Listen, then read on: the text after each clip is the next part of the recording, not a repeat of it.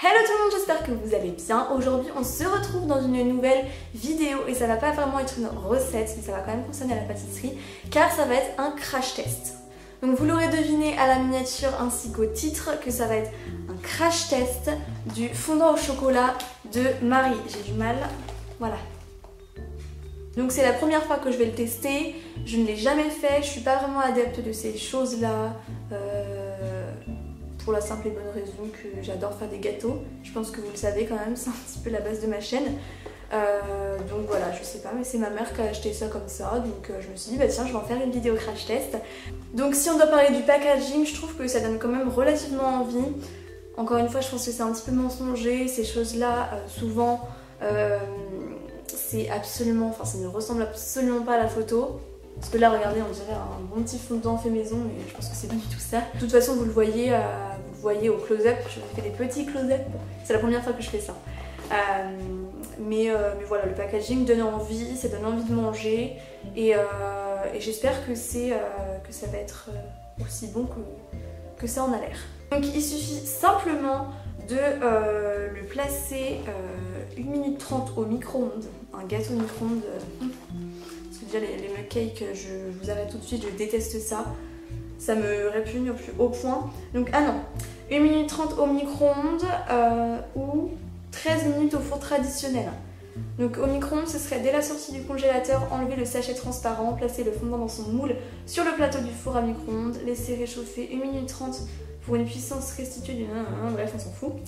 Laissez-le reposer 30 minutes environ dans son moule avant de le déguster. C'est une blague.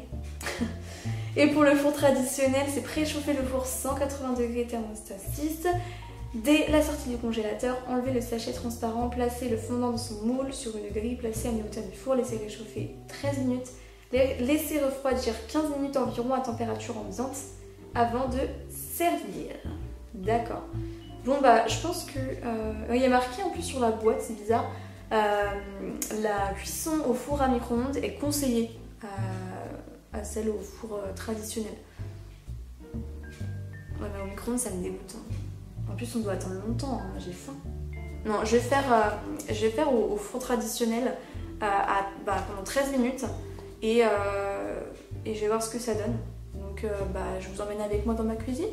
Bon déjà je vais préchauffer mon four à 180 degrés, thermostat 6 comme ils l'ont dit. Ensuite je vais enlever le fondant de sa boîte. Je sais pas si vous m'entendez très bien avec le four qui est en train de préchauffer. Allez hop, ça m'arrive tout le temps ça. Alors voyons voir. Oula, il est mou. D'apparence il paraît pas trop mauvais. Je sais pas si vous arrivez à voir. On va voir. Donc je vais l'enlever de son sachet. On n'entend rien quand je fais du bruit avec le plastique. Donc je vais l'enlever de son sachet maintenant et je vous retrouve après. Ça y est, j'ai enlevé le fondant au chocolat de son sachet. Donc là, il y a des trucs d'eau là. Il est assez dur là, en même temps il est encore congelé. Ça c'est tout mou. Et donc je vais attendre que le four ait fini de préchauffer. Il est maintenant temps de le placer au four, donc c'est parti.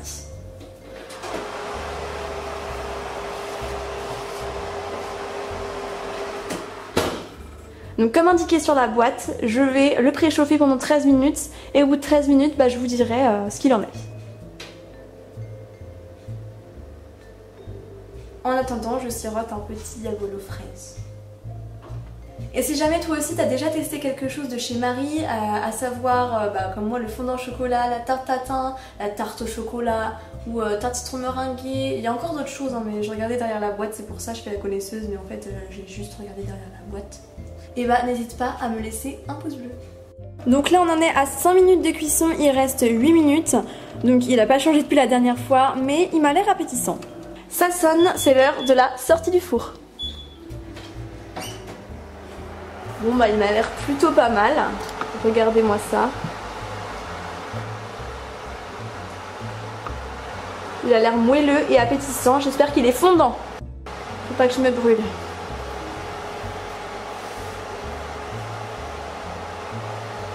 Bon, voici la tranche du gâteau. Je sais pas ce que vous en pensez. Là c'est bizarre, il y a un côté sec et puis tout le reste c'est normal entre guillemets. Donc on va le découper maintenant. Donc je vais découper une part. Oula, il m'a l'air fondant. Je sais pas si vous avez vu comment j'ai réussi à... Enfin la facilité à planter le couteau dedans. Je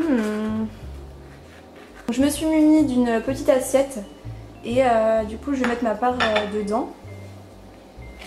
Donc il se découpe hyper facilement, il est même pas accroché aux parois donc c'est hyper facile à le prendre.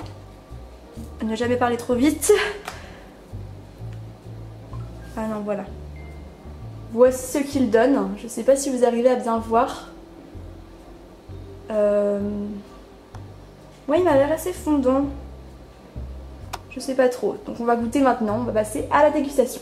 Donc l'heure est venue de déguster ce beau petit fondant fait maison. Donc il était dit sur la boîte d'attendre 15 minutes. Moi j'ai attendu même pas 10 minutes. Oupsie, non mais j'ai trop faim en fait. Et voilà, j'ai envie de goûter. Donc c'est parti. Déjà quand je le découpe c'est hyper facile, genre c'est très fondant. C'est parti.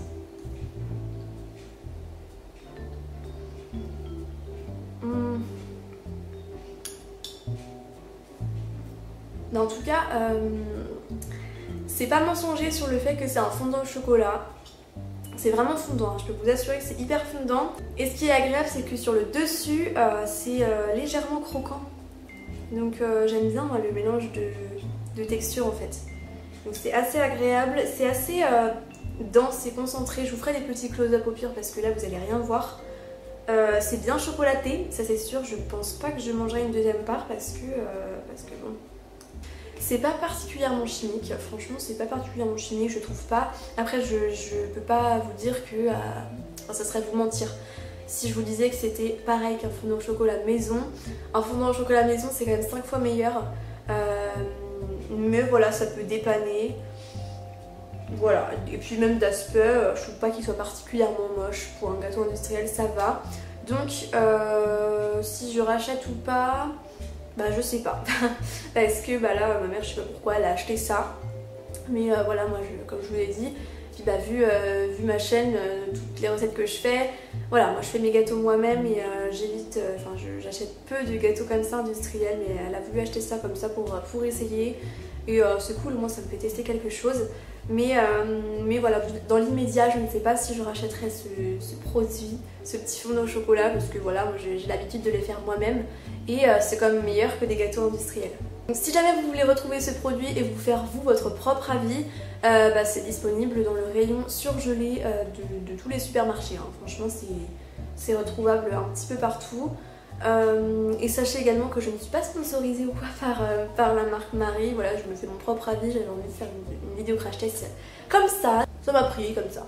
Donc j'espère que ça vous a plu. Si vous voulez d'autres crash tests, n'hésitez pas à me laisser des pouces bleus et à me le dire aussi en commentaire. N'hésitez pas non plus à vous abonner à ma chaîne YouTube, c'est juste en dessous de la vidéo, à me suivre sur mes réseaux sociaux, tout sera mentionné en barre d'infos, ne vous inquiétez pas. Et en attendant une prochaine vidéo, je vous fais de gros bisous. Mouah.